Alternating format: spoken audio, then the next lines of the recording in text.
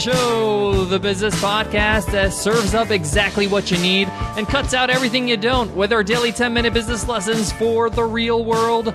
I'm your host, your coach, your teacher, Omar Zenhom. I'm also the co-founder of the $100 MBA, a complete business training and community online. And today's lesson is a guest teacher lesson. Today we have David Lizerbram, and David is an attorney and business law strategist. This is an episode you all been waiting for, because David is going to give you the 3 legal must-dos for your business. What are the 3 most important things you need to set up or do to make sure your business is legally sound? I've personally gotten to know David over the last few months, and he's one of the best people I can think of that can teach this lesson. The things he's going to be sharing with you today will make or break your business, because it'll make sure that you're protected. So much goodness to cover in today's lesson, so let's get down to business.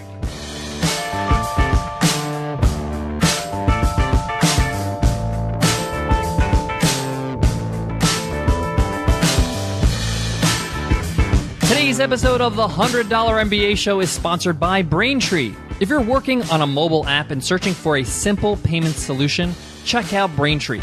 With one simple integration, you can offer your customers every way to pay, period. To learn more and for your first $50,000 in transactions completely fee-free, go to BraintreePayments.com/MBA.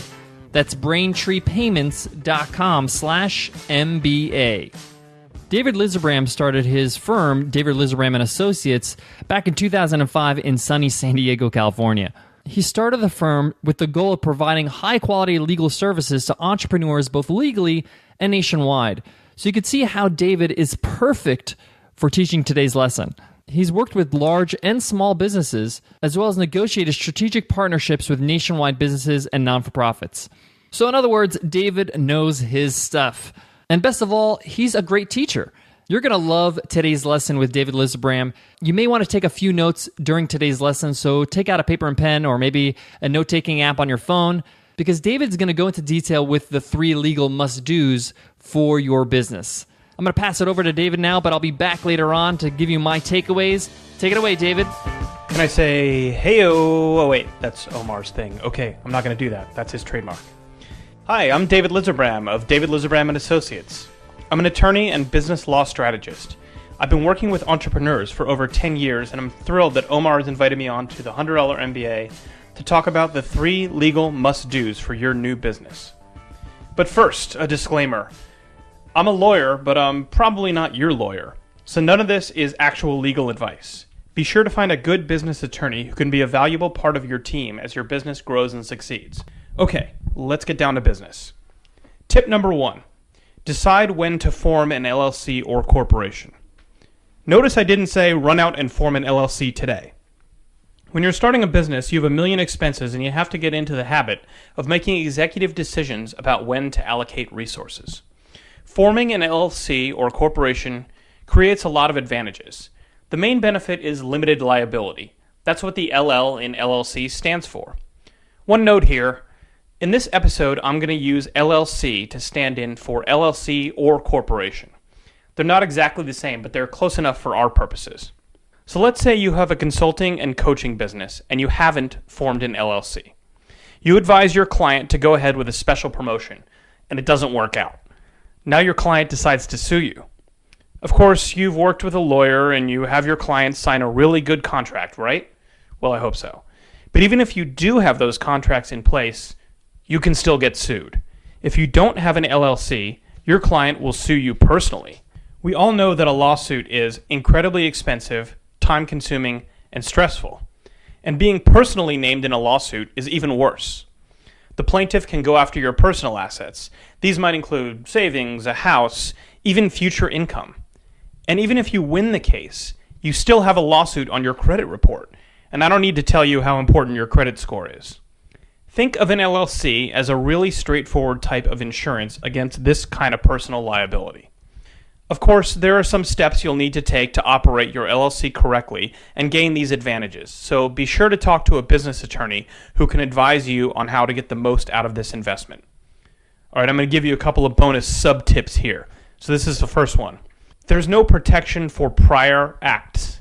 So if you take an action today that results in a lawsuit, forming an LLC tomorrow won't help you. That's why the timing is important. And here's the sub-tip number 2. Get yourself a really good business CPA. Not just someone who does personal income taxes every April. It's got to be someone who really understands business accounting. When one of my clients wants to form an LLC, I require them to talk to a CPA first. I won't even sign the paperwork until that's done. Make sure you understand all the tax pros and cons before you form an LLC or a corporation. Okay, moving on to tip number 2. Learn about trademarks and own your brand. The first thing that most people will encounter in your business is your name.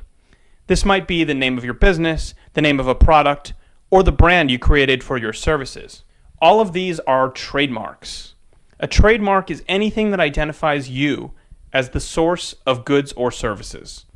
Nike and Coca-Cola are trademarks, and so is a $100 MBA, of course. Logos and images can also be trademarks, but I tell most of my clients to focus on the word-based trademarks first, because those are usually the most important. The number one thing you need to know about trademarks is that if someone else is using a similar brand name for the same types of goods or services, they own that brand in that space. So if I wanted to start a podcast called the $101 MBA, that might be a problem because a $100 MBA got there first. This is true even if the first person in that space, who we'll call the senior user, didn't file a trademark registration. That's right, even if they don't have a trademark registration, they're ahead of the game. So before you launch your product or service, do your research and make sure that nobody else got there before you and picked a name that's either identical or similar. An attorney who's familiar with intellectual property can help you do that due diligence. Much like forming an LLC or a corporation, this is more or less a type of insurance against future legal liabilities. Here's a quick case study to help this make sense.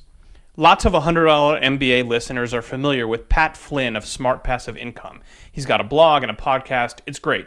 If you don't know it, check it out. When he started his first online business, which was a study guide for architects, he used the domain name In the Lead. That was a reference to the LEED exam for people in that industry. Well, it turns out that LEED is a registered trademark, and one day Pat received a letter from a lawyer informing him of that fact. He had to quickly change the name of his business right after it had started to become a success. He learned his lesson. He managed to succeed, but it's a bump in the road that you don't want to have to deal with. So for more information on the Pat Flynn trademark story, I have a blog post that's linked in the show notes for this episode. Click on the show notes and you'll be able to read the whole story. So remember, do your due diligence and pick a unique name for your business or product. That way you'll have a trademark, which is a valuable intellectual property asset for your business. All right, moving on to tip number 3. Don't take money from investors without the right documentation. Many growing businesses will require an outside investment at some point. Maybe you need capital to hire new team members or to purchase inventory. You've got an old friend who wants to invest some money in exchange for a piece of your business. Great. However, there's a rule that I want you to promise never to break. Never take $1 from an investor without the proper documentation. If the business doesn't work out or your so-called friend isn't happy with the investment, they could sue you on all kinds of grounds. If you don't have the right documents in place, you could be in serious financial and legal trouble. The documents will include things like the terms of the investment, risk factors, and a place for the investor to sign to indicate that she knows the pros and cons of making this investment. It might seem like just a bunch of paperwork that some lawyer put together, but trust me, you'll be happy to have it in place if things don't work out. Now maybe you're saying, well, this doesn't apply to me. My investor is my best friend, my favorite cousin, my beloved third grade teacher who won the lottery. Repeat after me. Never take $1 from an investor without the proper documentation. Got it? Okay, those were the 3 legal must-dos for your new business. Let's recap. Tip number 1, decide when to form an LLC or corporation. These types of business entities were created to protect your personal assets, so take advantage of them. Tip number 2, learn about trademarks and own your brands. Pick a truly unique brand name in your space. And tip number 3, don't take any money from investors without the proper documentation. Every business is risky, and the paperwork is well worth it. Alright guys, this was David Lizerbram bringing you 3 legal must-dos for your new business. Now I know a lot of you are interested in podcasting, so I'm offering $100 MBA listeners a free ebook on podcast law, the top tips that podcasters need to know to stay out of legal trouble and own their content.